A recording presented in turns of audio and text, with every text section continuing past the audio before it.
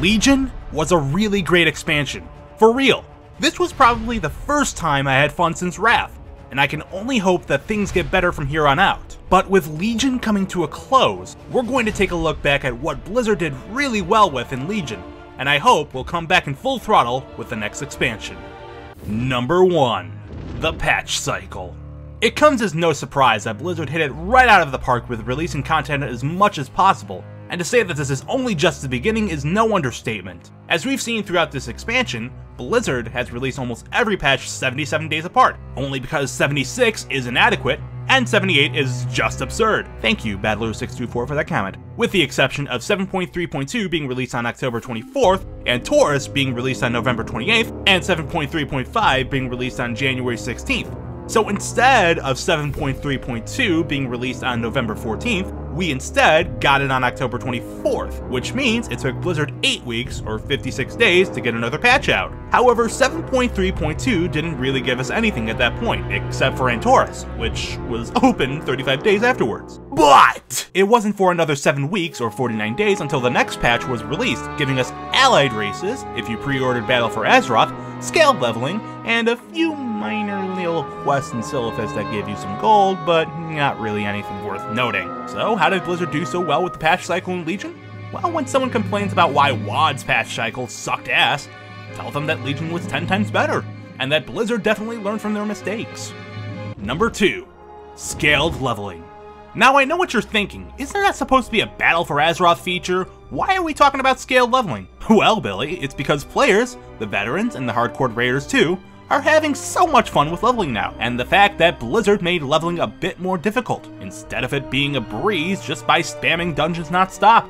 Recently, over on my stream, I've been leveling an Orc Mage, yes, you heard that right, an Orc Mage, sue me, just to try out scaled leveling, and I'll be honest, I really like it.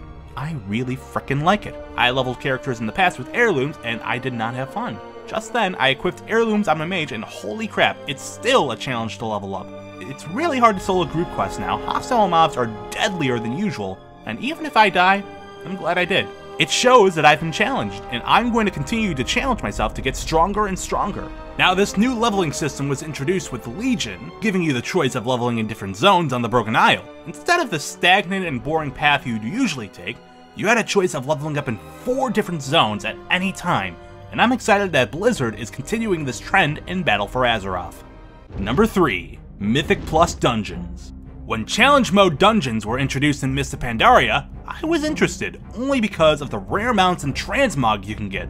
Unfortunately, I paid a hefty amount of gold to get carried through. I didn't care too much to do challenge modes in WoD, and I'm pissed because look at all those sick mods. Seriously, you can grind someone's teeth on that. It wasn't until Legion that Blizzard revamped the challenge mode system into something completely different and well made, Mythic Keystone Plus.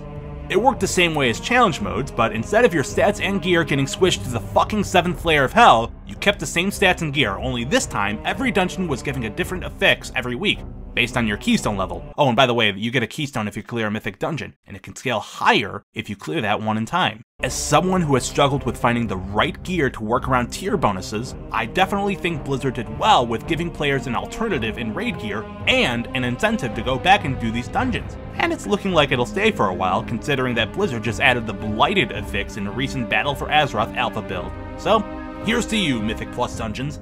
I will have to run you many times to get the right amount of gear. Now give me some haste and mastery, please. Number 4. Raids. It's been 11 years to this day since I've picked up World of Warcraft, and since starting, I've always shown an interest in raiding. Hell, there was a time when I was 13 and sick in the hospital with mono, that I wanted my brother to hop on WoW and raid Karazhan on my warrior. He never did. But it wasn't until Wrath that I got into raiding guilds, and I helped my guild secure kills on Kel'Thuzad, Yogg-Saron, and the Lich King. But as time went on, I lost my passion to raid, and it wasn't until Legion that brought me back into the raiding scene, especially with raids like Nighthold, Tomb of Sargeras, and Antorus. Although it's hard for me to find a suitable raiding guild with my busy schedule, I've settled down with finding normal raids, which is close to something if I say so myself, and still, I'm so glad that I get to experience the beauty, the aesthetic, the mechanics, the mobs, and everything enjoyable in the Legion raids, except for the Coven of Shivera, they can eat a bag of dicks. Even the storytelling in these raids have improved from past expansions, and I'm always a sucker for the story behind each boss in the raid, so I can only hope that the raids in Battle for Azeroth can follow the ones in Legion very well, because damn, Blizzard knows how to make some great raids. Number 5, the story. Remember how the story of Warlords of Draenor was amazing? No, it was a convoluted shit show, obviously. But do you remember how Legion took the story of WoW, what we know, and changed it completely? It was so much like the Fresh Prince of Bel-Air. You flip that life turn upside down, take a moment, sit right there, I'll tell you everything about the whole history of Azeroth in Warcraft Chronicles Volume 1, 2, and 3. But anyways, Legion was released 5 months after the first Warcraft Chronicles book came out, and they have been using the mythos and lore of ancient Azeroth and Warcraft lore as a guiding point in Legion. From the birth of the Pantheon, to the creation of the old gods by the Void Lords, everything up to the Night Elf civilization, including our beloved, albeit paranoid, Nightborn Elves. Something's not quite right. Not only that, but the story of Legion gave us some dramatic deaths that none of us can get over, like King Ashpile, War Chief in an Urn, Thrall's Dignity, and Khadgar's Happiness. I feel bad for Dadgar, all alone in Karazhan. But anyways, I can make a pretty good argument that the story of Legion is similar to a Shakespearean tragedy. Actually, no. It is a Shakespearean tragedy. There's a bunch of death, little to no humor is involved unless it's Khadgar, who I can assure is the literal embodiment of every character in the Gravedigger scene in Romeo and Juliet, and the story ends on a tragic note, since Azeroth is bleeding out and its denizens are engaged in an all-out war by the very tail end of it. Hashtag thank you, Bill.